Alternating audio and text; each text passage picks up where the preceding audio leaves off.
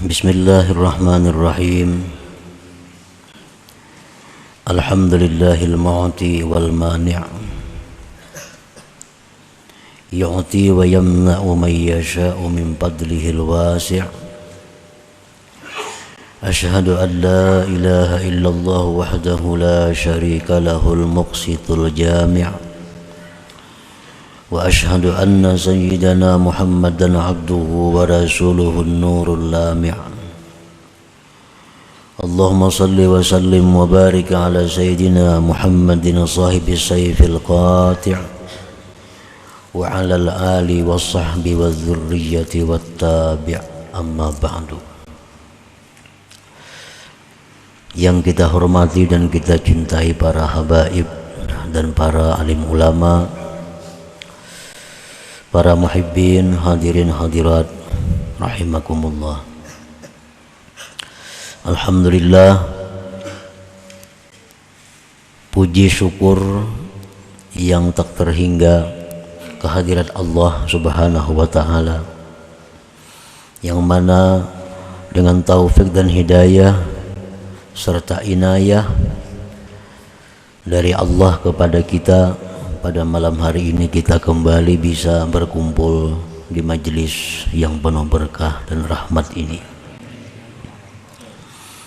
Salawat dan salam kita haturkan kepada junjungan kita Rasulullah Nabi besar Muhammad sallallahu alaihi wasallam, dan kepada seluruh keluarga, para sahabat, zurriyat dan pengikut beliau sampai hari akhir nanti. Para muhibbin rahimakumullah, al-hikmatul hadiyatu wassamanun, al-hikmatul hadiyatu wassamanun min al-hikamil ataiyah. Qala al-imam Ahmad ibnu Athaillah Sakandari rahimahullah wa nafa'ana bi'ulumihi wa asrarih. Hikmah yang ke-81 dari hikam al-ataiyah. Berkata Imam Ahmad ibnu Athaillah rahimahullah, rubbama a'taka famana'aka wa rubbama mana'aka fa'ataka. Kadang-kadang Allah Subhanahu wa ta'ala itu memberi kepada engkau, maka dia mencegah akan engkau. Dan kadang-kadang Allah Subhanahu wa ta'ala itu menegah akan engkau, maka dia memberi akan engkau. Nah, itulah terjemah dari hikmah yang ke-81 ini. Maksudnya oleh para pensyarah disebutkan, rubbama a'taka syai'an minad dunya wa ladzataha famana'aka at-tawfiqa li ta'atihi wal iqbala 'alaihi, wa rubbama mana'aka ad-dunya wa ladzataha fa'ataka at-tawfiqa li ta'atihi wal iqbala 'alaihi. Kadangkala Allah Subhanahu wa ta'ala memberikan kepada engkau sesuatu daripada dunia dan kelezatannya, maka dia cegah engkau mendapatkan taufik untuk taat kepadanya dan berhadap atas Allah. Artinya, ada orang yang diberi Allah dunia, kesenangannya, kelezatannya, tetapi orang ini tidak diberi Allah taufik untuk taat kepadanya, sehingga kehidupan orang ini selalu disibukkan dengan mengurusi dunia dan kelezatannya, lupa mengabdi, lupa beribadah kepada Allah Subhanahu wa ta'ala. Nah, kadangkala Allah memberi engkau sesuatu daripada dunia dan kelezatannya, Hari ini kita dapat satu keuntungan dunia, tapi tanpa kita sadari keuntungan yang kita dapat itu meninggalkan kita lupa wirid yang selama ini kita laksanakan. Kita dapat keuntungan dunia yang besar, tanpa kita sadari kita ketinggalan sembahyang berjamaah yang biasa kita laksanakan. Nah, ini yang maksudnya. Kadang-kadang Allah beri engkau dunia, tetapi Allah mencegah engkau daripada taat kepadanya dan berhadap kepadanya. Allah beri engkau keuntungan dunia, kemuliaan dunia, kita ambil, tetapi kita terhalang melakukan banyak kebaikan yang biasa kita lakukan sebelum mendapat keuntungan dunia itu. Wa rubbama mana'aka dunya wa ladzataha, dan kadang-kadang bisa Allah mencegah engkau dunia dan kelezatannya. Dunia tidak diberi Allah, selalu rugi, selalu susah, selalu sakit, selalu rusuh. Maka Allah beri engkau taufik untuk taat kepadanya dan menghadap atasnya. Ada orang yang diberi Allah kesusahan dunia, tapi dengan kesusahan itu dia diberi Allah taufik, lalu dia berhadap kepada Allah. Orang yang dulunya sakit, sihat, lupa kepada Allah. Begitu dia sakit, lalu dia berhadap kepada Allah, banyak berzikir, banyak bersalawat. Nah, ini ngarannya dicegah daripada kelezatan dunia, tapi di sisi lain Allah berikan dia taufik untuk berhadap kepada Allah Subhanahu wa ta'ala. Ada orang yang dulunya disibukkan dengan mengurusi harta bendanya, dimusnahkan oleh Allah harta bendanya. Nah, dengan musnah harta bendanya itu, lalu dia menuntut ilmu, lalu dia mengabdi kepada Allah. Nah, ini yang kedua. Allah cegah kepadanya dunia, tetapi Allah berikan dia taufik, Allah berikan dia hidayah untuk berhadap kepada Allah Subhanahu wa ta'ala. Nah, para muhibbin rahimakumullah, orang yang dulunya kada pernah bersedekah, kikir, nah kemudian diberi Allah dia kesusahan dunia, kehilangan umpamanya, atau kerampukan, atau ditipu orang. Nah, gara-gara ini dicegah keuntungan dunia, kehilangan atau kerampukan, lalu dia bersedekah. Nah, kasih itu kamari, bersedekah lawan tuan guru, bersedekah lawan habaib, bersedekah lawan fakir miskin. Nah, ini contohnya orang yang ditegah Allah dunia, tapi diberi Allah dia taufik dan hidayah untuk taat kepadanya.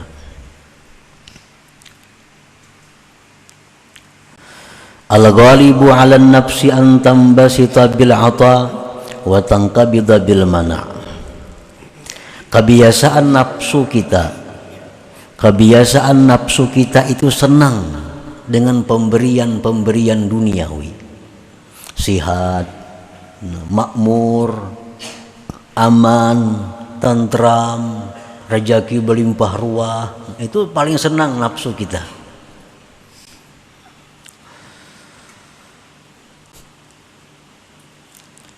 Watang kabida bil mana, dan kebiasaan nafsu kita itu menjadi sempit, menjadi susah dengan ditegah. Nah, begitu kita sakit, begitu kita rugi, begitu kita merasa takut, nah nafsu kita ini merasa sempit, nafsu merasa susah, ingkibat. Nah, itu memang tabiatnya nafsu kita. Kenapa nafsu kita itu gembira? Kenapa nafsu kita itu suka dengan pemberian yang sifatnya duniawi? Dan nafsu kita tadi menjadi sedih, menjadi susah, sempit dengan ditegah yang demikian. Li'anna fil 'ata mut'ataha wa syahwataha, karena pada pemberian duniawi itu kesenangan nafsu dan syahwatnya tasalur. Anak makan nang nyaman-nyaman kan duitnya ada tasalur. Anak nukar nang baik-baik duitnya ada tasalur. Nah itu paling disenangi oleh nafsu. Wapil man'i dan pada dicegah tarkahu zuziha wa qat'a mawaddiha. Nah, dicegahnya daripada kelebihan duniawi itu adalah merupakan meninggalkan bagian-bagian nafsu dan memutuskan bibit-bibit nafsu. Pantas nafsu kita ini susah, nafsu kita ini sedih bila mana kita ditegah Allah daripada duniawi, itu pantas saja karena kadakawa menyalurkan kehendaknya. Hendak makan nyaman-nyaman duitnya kadada, hendak pakaian yang baik-baik duitnya kadada, hendak itu pemantang kadakawa memakan. Nah,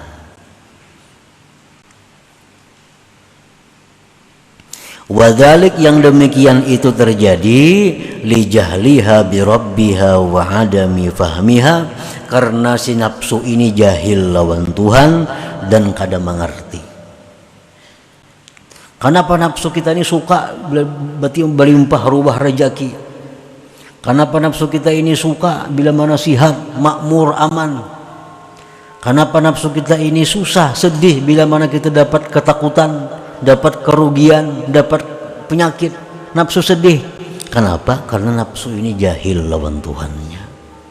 Nafsu kita ini kadang mengerti tentang perbuatan Allah kepadanya itu. Padahal disebutkan tadi bahwa ada orang yang diberi Allah dunia tapi ditegah Allah taufik dan hidayah.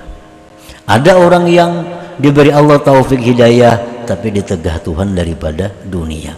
Tapi karena nafsu ini kada mengerti apa yang dimaksud oleh Allah, nafsu ini kada paham, lalu inya suka bila mana nang nyaman-nyaman, sedih bila urusan nang kada nyaman. Nah.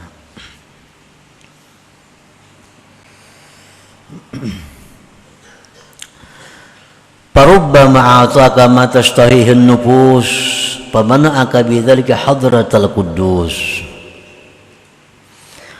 Kadang-kadang Allah berikan engkau sesuatu yang disenangi nafsu, tetapi dengan demikian itu Allah cegah engkau hadratal quddus, hadrat Allah. Wa rubbama mana'aka ma tashtahi nafsuka, dan kadang-kadang Allah cegah kepada engkau sesuatu yang menyenangi akan dia oleh nafsu engkau, fayatimmu bidzalika huduru nafsika huduruka wa unsuk, maka sempurna dengan demikian hadir hati engkau dan jinaknya engkau. Kadang-kadang Allah memberikan kita apa yang dikehendaki nafsu kita. Apa yang kita hendak tampina kabul, apa yang kita hendak ada, tanpa kita sadari bahwa itu melalaikan kita daripada hadrat Allah. Kadang-kadang Allah mencegah sesuatu yang dikehendaki nafsu. Nafsu hendak sihat, kada saling sihatan. Nafsu hendak sugih, kada saling sugihan. Tetapi dengan demikian Allah berikan kepadanya hadir hati lawan Allah dan jinaknya hati dengan Allah. Nah, selama ini banyak zikirnya 10.000 sehari. Orangnya penggeringan sudah. Nah, ditilang, berkursi roda. Nah, zikir 10.000 sehari sudah. Hatinya ingat lawan Tuhan. Berobat kemana aja kada mau lagi ampe. Berdoa kada mau jua kabul. Nah, Tuhan sudah sayang lawan orang ini karena sudah jinak hatinya dengan Allah. Amunnya sihat belum tentu berzikir 10.000 sehari. Nah, hanya gagah nih kayak dahulu, mana ingat di zikir ada, cuma di kursi roda, nah hanya kasih pisahan lagi tasbih.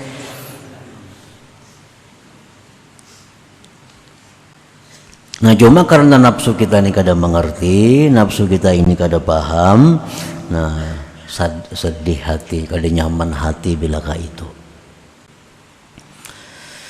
Jadi fal wajibu 'alal 'abdi an la yattahima rabbahu fi ma aulahu lah, maka wajib atas seorang hamba bahwa jangan mentuhmah lawan Tuhan, Jangan menyangka kada baik lawan Tuhan daripada apa yang diberikan Allah kepadanya itu.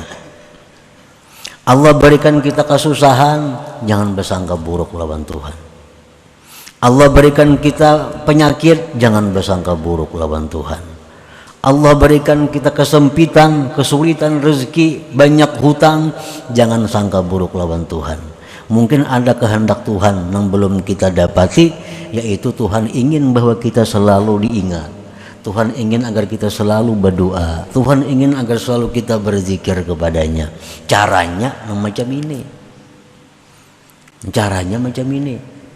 Tuhan sudah tahu lagi sigar kada berzikir. Tuhan sudah tahu lagi nyasihat kada tapi sembahyang. Tuhan sudah tahu lagi nyasihat kada tahu di ulama. Karena Tuhan sayang lawan orang ini, nah Tuhan lumpuhkan inya, baik badannya atau hartanya lumpuh. Akhirnya dia dekat dengan ulama, tahu dengan zikir, tahu dengan wirid, tahu dengan macam-macam salawat. Nah itu kehendak Tuhan demikian.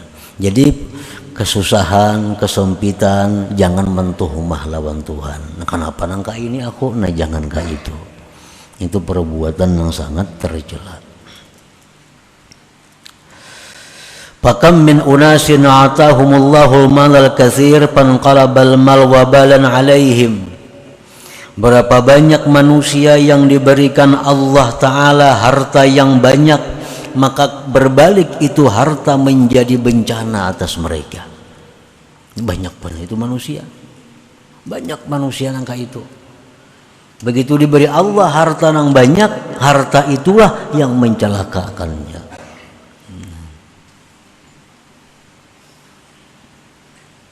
Wa kam min unasin tawa fi hayatihim al-man'u fakanat akibatu dzalik al-khaira was sa'adah. Berapa banyak manusia yang berturut-turut dalam hidupnya kesempitan, kesusahan, tapi akibatnya kebaikan dan keberuntungan. Banyak orang yang begitu sakit, nah begitu sudah jatuh, akhirnya dia kembali kepada Allah, akhirnya dia suka ibadah, akhirnya merasa nyaman dengan zikrullah. Nah banyak.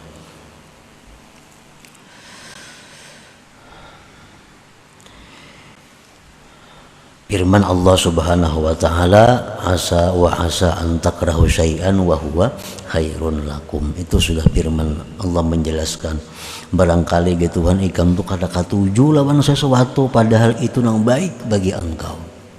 Kita kada katuju, kada susah, tapi siapa tahu itulah yang membawa kita surga. Kita kada katuju lawan penyakit, tapi kita kada tahu barangkali penyakit itu nang mengantar kita ke surga. Ada tahu. Wa asa an takrahu syai'an wa huwa khairun lakum. Wa alaihi an la yaj'al ad-dunya wa lazzataha wa 'izzataha 'alamatan li hubbillahi lahu wa ikramih. Wa daikal 'aishi 'alamatan li ihanatillahi lah. Dan atas seorang hamba itu pula wajib atas seorang hamba bahwa dia tidak menjadikan dunia, kelezatannya, kemuliaannya sebagai tanda cinta Allah dan kemuliaan Allah, dan menjadikan susahnya hidup sebagai tanda penghinaan dari Allah. Nah jangan sampai itu. Jangan beranggapan bila orang sugih itu orang dimuliakan Allah. Jangan beranggapan bila orang nang kada saling garingan itu nang dimuliakan Allah. Jangan. Itu wajib jangan demikian. Untung bana si anu tuh jarinya kada sing garingan. Kada untung itu. Jangan dianggap untung. Untung bana si anu tuh rezekinya berlimpah ruah siang malam datangan. Jangan dianggap untung. Wajib jangan menjadikan dunia kelezatannya itu sebagai tanda bahwa kecintaan Allah dan kemuliaan dari Allah.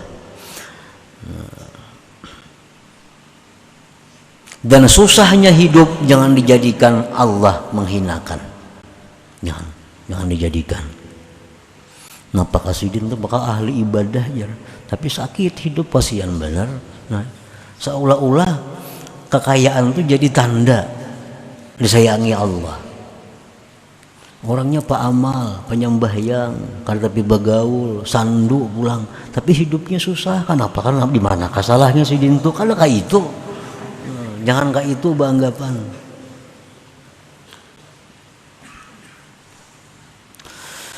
Qala Allah Ta'ala, firman Allah Ta'ala, fa ammal insanu idza mabtalahu rabbuhu fa akramahu wa na'amahu fa yaqulu rabbi akraman.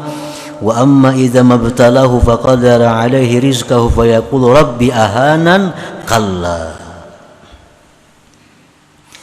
Allah berfirman, maka adalah manusia apabila diberi Allah cobaan maka dimuliakan Allah, diberi kenikmatan maka dia berkata Tuhan memuliakanku. Itu manusia.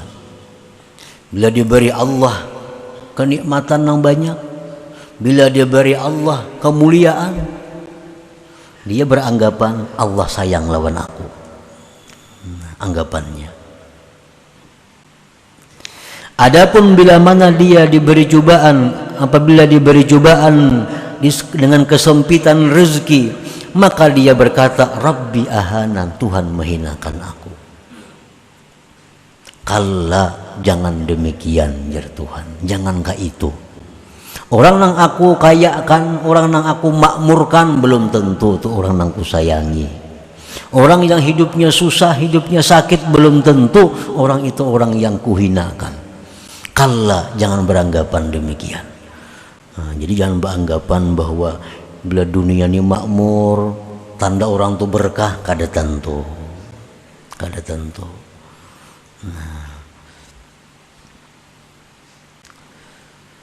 Nah, jadi kesimpulan dalam hikmah yang ke-81 ini ada dua perkara. Yang pertama, bahwa jangan sekali-kali kita mentuhmah lawan Allah, menyangka kada baik lawan Tuhan terhadap apa yang Allah berikan kepada kita. Jangan sangka yang kada bagus. Satu itu. Yang kedua, jangan menjadikan kekayaan, kemakmuran dunia sebagai tanda kasih sayang Allah. Jangan menjadikan kesusahan dunia sebagai tanda kehinaan dari Allah. Nah, jangan sampai demikian. Nah, selanjutnya hikmah yang ke-82. Ila hadratin Nabi sallallahu alaihi wasallam. Al-Fatihah. A'udzubillahi minasyaitonir rajim. Bismillahirrahmanirrahim. Iyyaka na'budu wa iyyaka nasta'in. Ihdinas siratal mustaqim. Siratal ladzina an'amta 'alaihim. Ya Allah biha, ya Allah biha, ya Allah bi husnil khatimah. Allah biha, ya Allah biha, ya Allah bi husnil khatimah. Ya Allah biha, Allah biha, ya Allah bi husnil khatimah. Wa ya ayyuhar rajul minhu syafa'atan. Sallallahu Allahumma salli wa sallim